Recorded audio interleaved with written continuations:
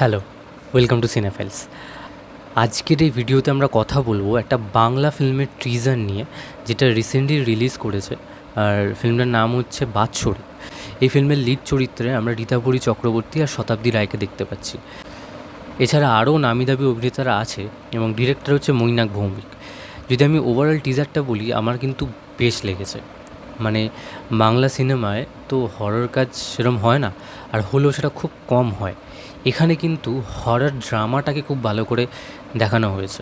মানে একদম স্টার্টিংয়ের দিকে আমরা দেখতে পাচ্ছি রীতাভরী আর শতাব্দী রায়ের মধ্যেকার যে কেমিস্ট্রিটা, তারা হচ্ছে ননদ আর বৌদি। মানে আর কি, শতাব্দী রায় হচ্ছে রীতাভরীর ননদ। আমরা সচরাচর দেখে এসেছি যে ননদ আর বৌদির মধ্যে সম্পর্ক খুব একটা ভালো হয় না। এই ফিল্মে কিন্তু একটা অন্যরকম টেক দেখানো হবে। বেসিক্যালি গল্পটা হচ্ছে রীতাভরীর যে হাজব্যান্ড ছিল সে মারা গেছে, এবং তার বাৎসরিক কাজে শতাব্দী রায় তার বাড়িতে এসছে। এবং সেই বাৎসরিক কাজ হওয়ার আগে বাড়িতে কিন্তু সেই যে আত্মাটা, মানে রীতাভরীর যে হাজব্যান্ড ছিল তার আত্মাটা হন্ট করে বেড়াচ্ছে, প্রত্যেককে ডিস্টার্ব করছে, বিভিন্ন কিছু করছে। এবং সেখানে রীতাভরী আর এই শতাব্দী রায় সেটার মধ্যে ভয় পাচ্ছে, এবং তারা একসাথে সেই জিনিসটাকে ট্যাকেল করছে।